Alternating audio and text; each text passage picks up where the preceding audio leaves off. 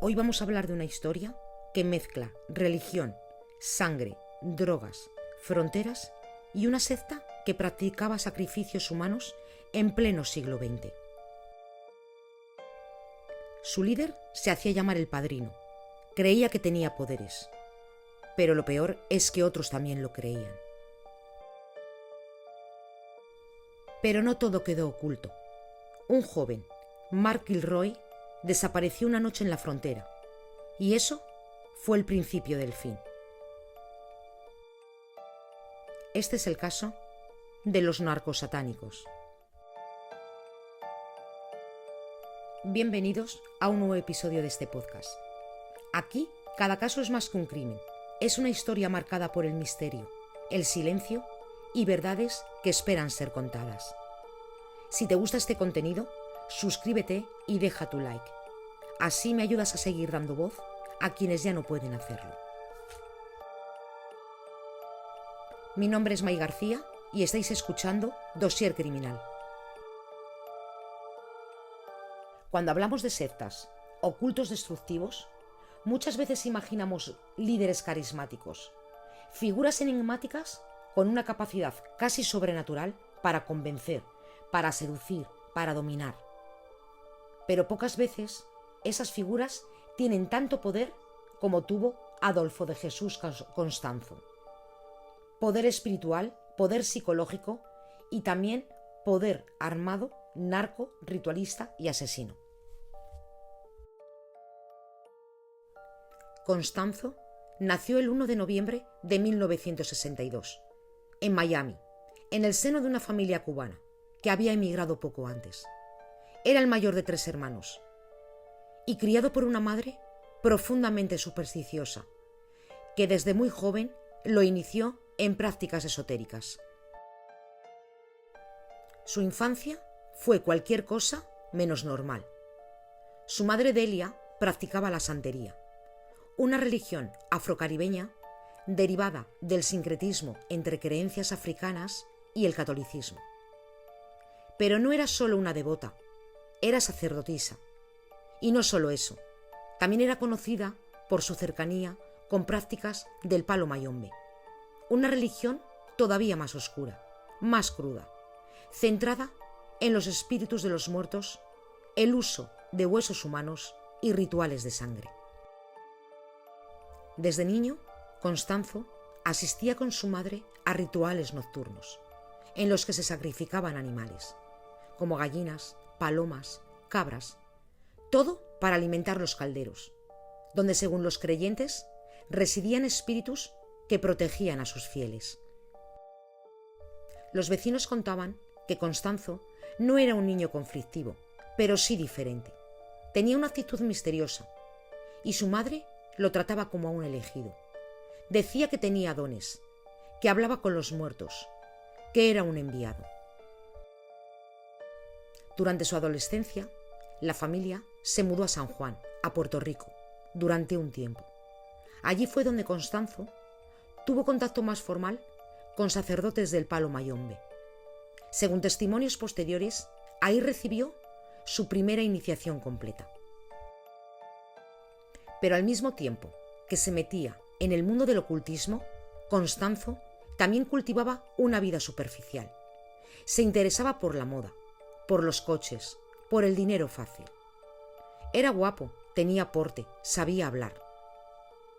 Y durante los años 80, cuando regresaron a Miami, comenzó a trabajar como modelo, aunque de forma esporádica.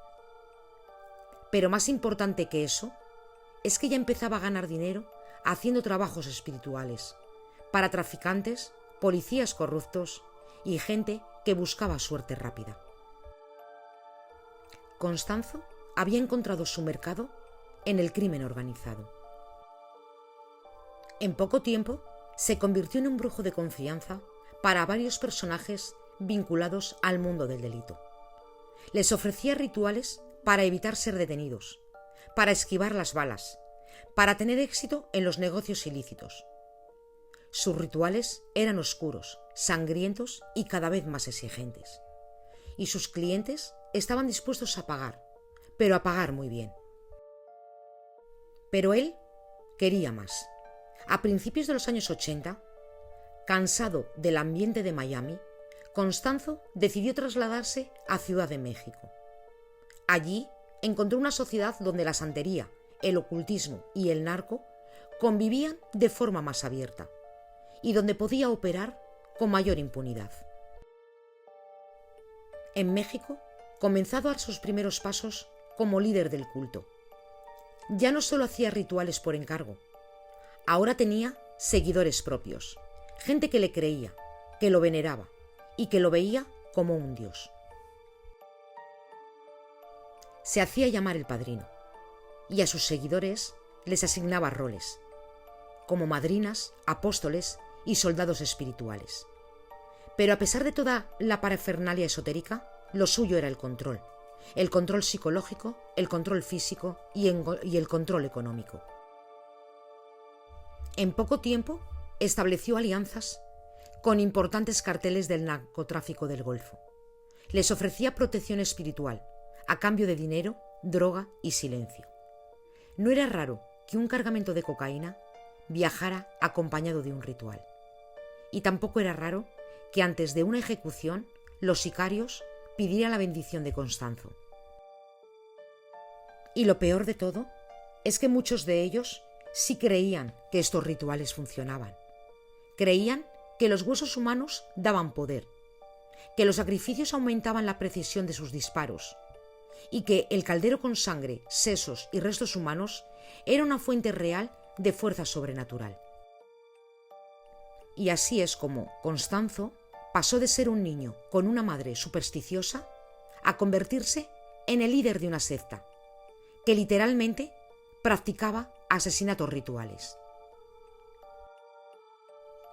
A veces nos podemos preguntar cómo es posible que una persona normal, con estudios, con familia y con amigos, termine arrodillada ante un hombre que dice hablar con los muertos. Pero la verdad es que ese es el truco del buen líder sectario, que no te obliga, no te encierra, sino que te seduce. Y eso fue exactamente lo que hizo Constanzo. Cuando llegó a México, Constanzo no era solo un brujo carismático, era también un hábil manipulador. Sabía exactamente a qué tipo de gente dirigirse: policías, narcotraficantes, militares retirados, funcionarios corruptos, gente que vivía en el filo de la violencia y que creía o quería creer que podía blindarse con algo más que chalecos antibalas.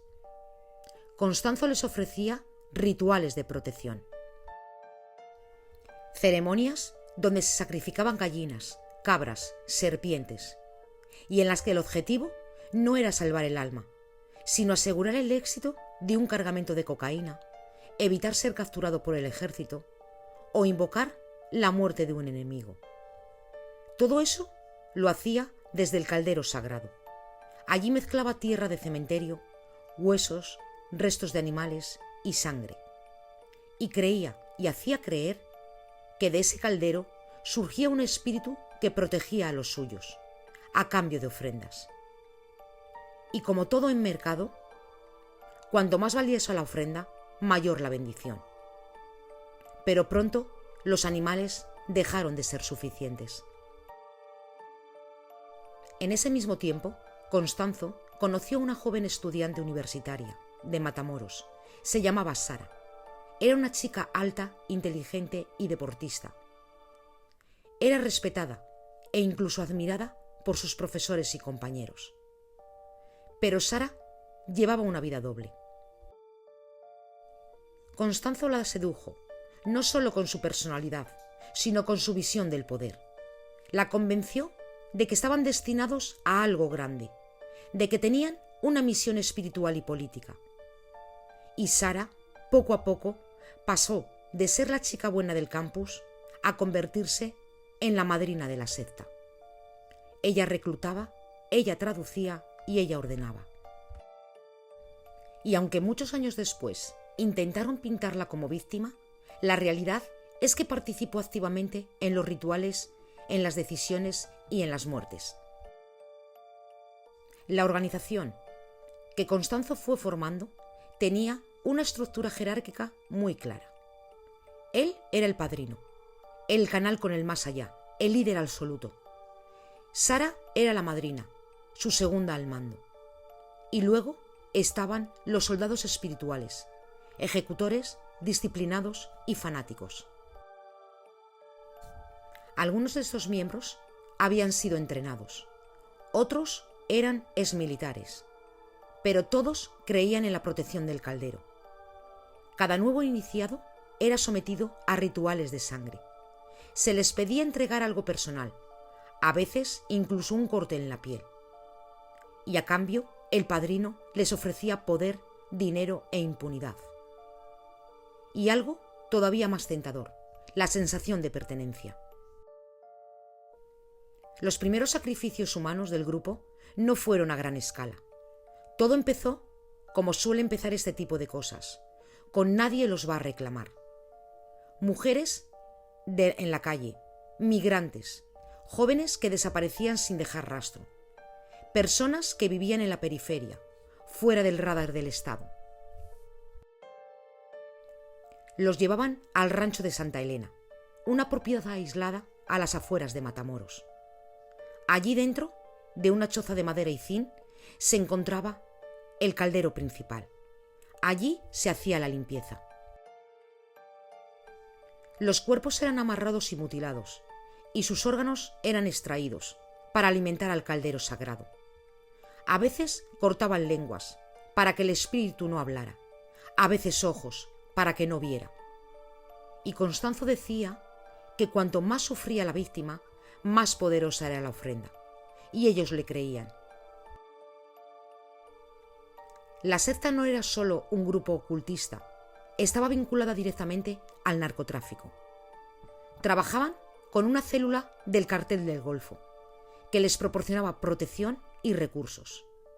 De hecho, muchos de los miembros de la secta estaban directamente involucrados en operaciones de tráfico de droga. La secta hacía de todo. Ritualizaba cargamentos para protegerlos espiritualmente, castigaba traidores con ceremonias letales y ejecutaba rivales bajo el pretexto del sacrificio. El rancho Santa Elena era, al mismo tiempo, santuario y carnicería, un lugar donde el negocio del narco se mezclaba con el fanatismo religioso, donde las balas y los conjuros eran parte del mismo lenguaje.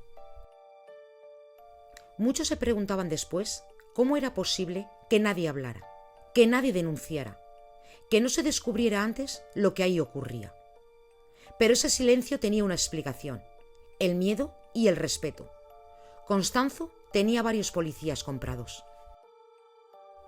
Tenía contactos en migración, en aduanas, incluso en el ejército. Y además, se había vuelto una especie de leyenda viva en el bajo mundo. Los que se le enfrentaban morían y los que le seguían prosperaban, al menos por un tiempo. Constanzo era intocable. Y mientras más tiempo pasaba, más convencido estaba él de que era algo más que un humano, de que era un enviado, un intermediario entre este mundo y el otro. Y fue en esa etapa de arrogancia total cuando decidió dar el siguiente paso. Siempre que hablamos de crímenes así, tan extremos, hay un momento en el que el horror deja de ser abstracto y se vuelve personal. Ese momento, en este caso, se llamaba Mark Kilroy. Mark nació el 5 de marzo de 1968 en Chicago, pero su familia se mudó cuando él era muy pequeño, a Santa Fe, en Texas, un pueblo tranquilo cerca de Houston. Era un chico común, estudiante, atleta, buen amigo. Jugaba al béisbol, era voluntario en su iglesia y tenía buenas notas. En el momento en que ocurrió todo esto, Mark tenía 21 años y estudiaba medicina. Y como cualquier otro estudiante, esperaba con ansia el momento de desconectar. Y ese momento llegó. Mark y 3 amigos decidieron hacer lo que hacían miles de jóvenes cada año: cruzar la frontera hacia México, hacia Matamoros, donde la fiesta era más intensa, más barata y supuestamente inofensiva. La noche del 10 de marzo de 1989, Mark y sus amigos llegaron a Matamoros. Dejaron su coche del lado estadounidense y cruzaron a pie la frontera. Estaban en la típica ruta del Spring Break, discotecas, mariachis y luces de neón, todo lo que parecía divertido. Estuvieron bebiendo, bailando y moviéndose entre bares, como cualquier grupo de veinteañeros, hasta que en algún momento, cerca de las 2 de la madrugada del día 11 de marzo, Mark desapareció. Al principio, sus amigos pensaron que Mark se había ido al coche, o que tal vez había vuelto por su cuenta. Pero cuando llegaron al punto de encuentro y no lo encontraron, empezaron a preocuparse.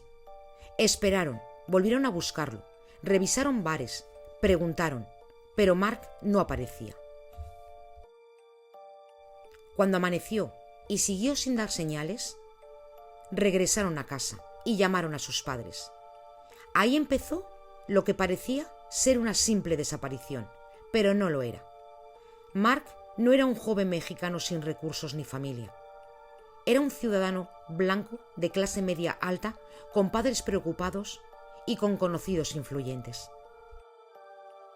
Su desaparición activó todos los protocolos diplomáticos. En cuestión de días, el caso llegó al FBI. Las embajadas estadounidenses presionaron al gobierno mexicano y la prensa de ambos lados de la frontera comenzó a hablar del caso. Y por primera vez en mucho tiempo, Matamoros dejó de ser solo un destino turístico barato y pasó a ser un lugar bajo sospecha. Los padres de Mark viajaron a México, pegaron carteles, dieron entrevistas, ofrecieron recompensas, y la policía mexicana, en ese momento muy desprestigiada por corrupción, recibió una presión brutal. Tenían que encontrar al joven, y durante las 2 primeras semanas no había pistas. Nadie decía haber visto nada extraño, pero algunos detalles empezaron a incomodar. Los amigos de Mark aseguraban que estaba justo detrás de ellos al salir del último bar. Dijeron que lo perdieron de vista solo por segundos. No había señales de forcejeo y no había testigos de un secuestro. No había nada. Hasta que la policía de aduanas, ya hacia finales de marzo, detuvo a un joven mexicano que trataba de pasar la frontera con marihuana. Esto en principio no era nada raro, pero este joven llevaba consigo datos de contactos de narcos, nombres que luego resultaron estar conectados con la secta de Constanzo. Esta detención, que parecía menor, fue la grieta por la que se coló toda la verdad.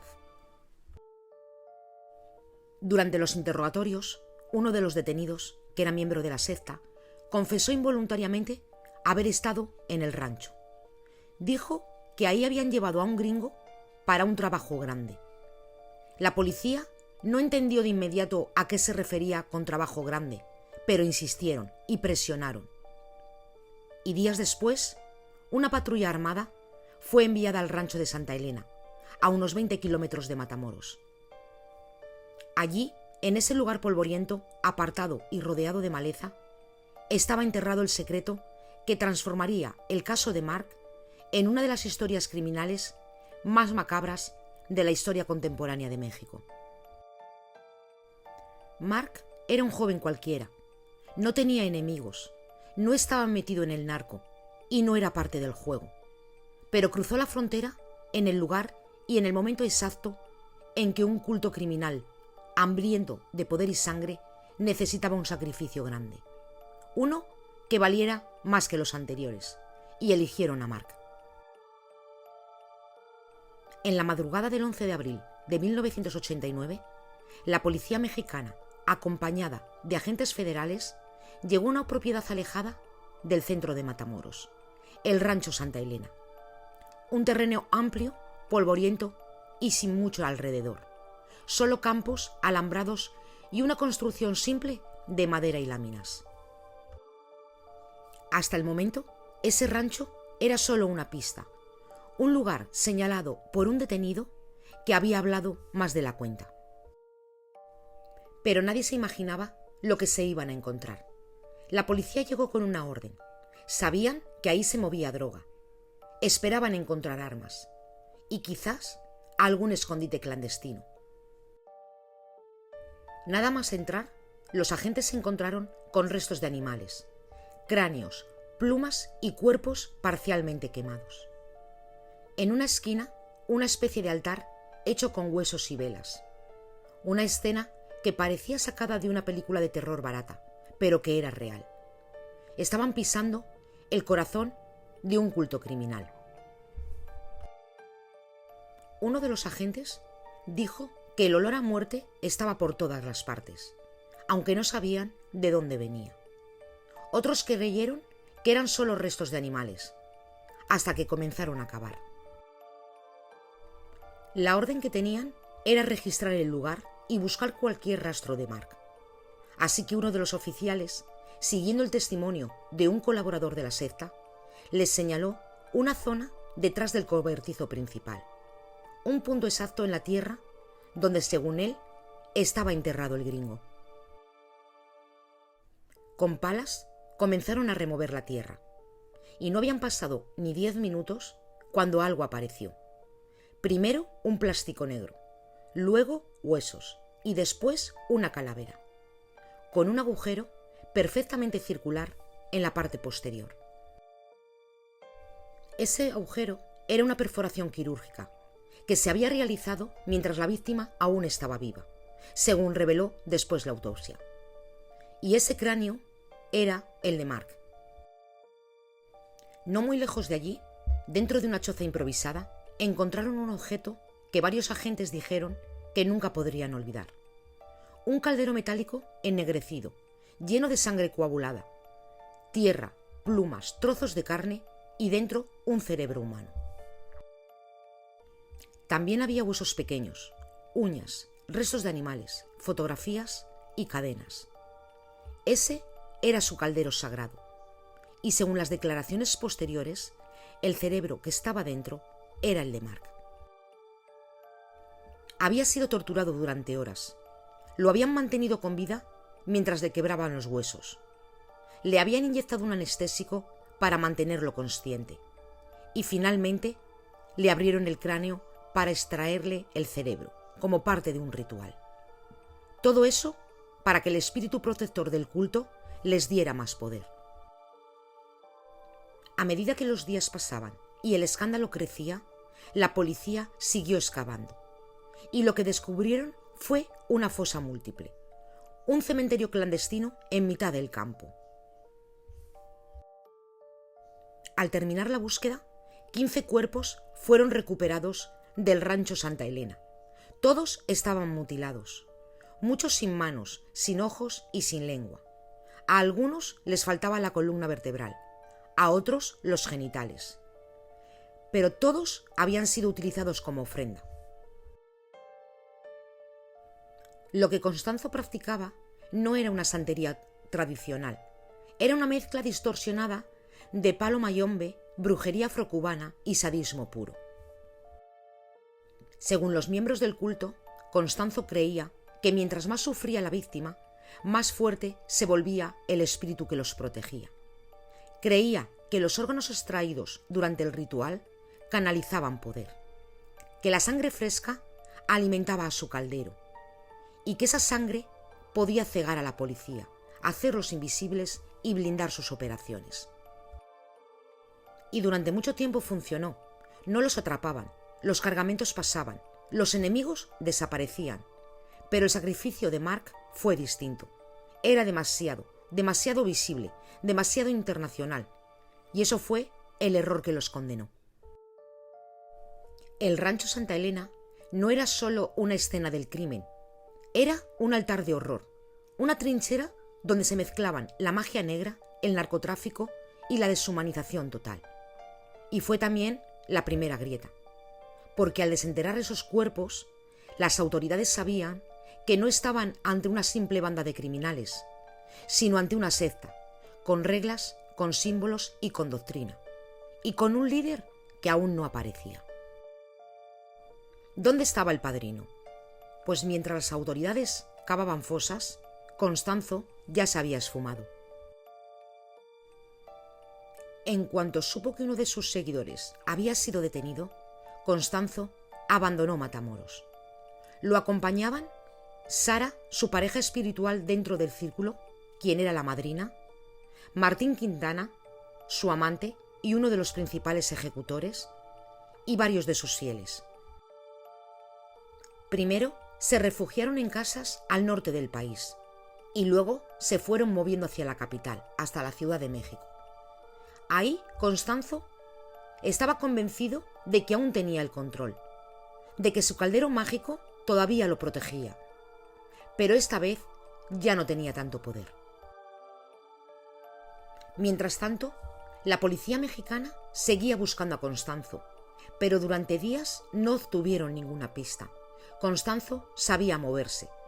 No usaba teléfonos, no dejaba pistas. Pero la paranoia empezó a jugar en su contra. Se volvió errático. Le gritaba a sus propios seguidores, los golpeaba y les prohibía salir. Constanzo y su grupo se encerraron en un apartamento de Ciudad de México. Ahí pasaron sus últimos días, encerrados, encendiendo velas y haciendo rituales. Según el testimonio posterior de uno de los sobrevivientes, Constanzo decía: «El caldero me avisará si vienen. El caldero nunca falla». Pero en este caso, el caldero falló. El 6 de mayo de 1989, después de casi un mes de búsqueda, un vecino del edificio escuchó ruidos extraños, gritos, algo como cánticos, y llamó a la policía. Una patrulla llegó a verificar. Golpearon la puerta, pero no sabían a quién buscaban realmente. Pero del otro lado, Constanzo entró en pánico. Pensó que lo habían encontrado, y en su cabeza no existía la opción de entregarse. Constanzo comenzó a lanzar billetes por la ventana, billetes de $1, quizá como soborno o como ritual o quizá para distraer. Y después abrió fuego contra la calle, con un rifle desde la ventana. La policía entonces pidió refuerzos, rodearon el edificio y bloquearon la zona. Y dentro Constanzo supo que todo había acabado. Entregó el arma a su amante y, según testimonio de uno de los presentes, dijo: «No voy a dejar que me atrapen, no quiero morir en la cárcel, dispárame». Martín dudó. Constanzo insistió, lo empujó y entonces se escucharon 2 disparos. Cuando la policía entró, Constanzo estaba muerto. Le habían disparado en la cabeza y en el pecho, y a su lado Martín también estaba sin vida. Quienes sí sobrevivieron fueron Sara y otro par de seguidores. Sara fue detenida, cubierta de sangre, gritando que ella no tenía nada que ver, pero ya era tarde. Su rostro ya había salido en la televisión, la llamaban la madrina. Era la número 2 del culto y sabía perfectamente lo que habían hecho. La muerte de Constanzo fue rápida y seca. No hubo juicio, no hubo confesión final, no dejó cartas ni grabaciones, solo una estela de cuerpos y un caldero sagrado apagado.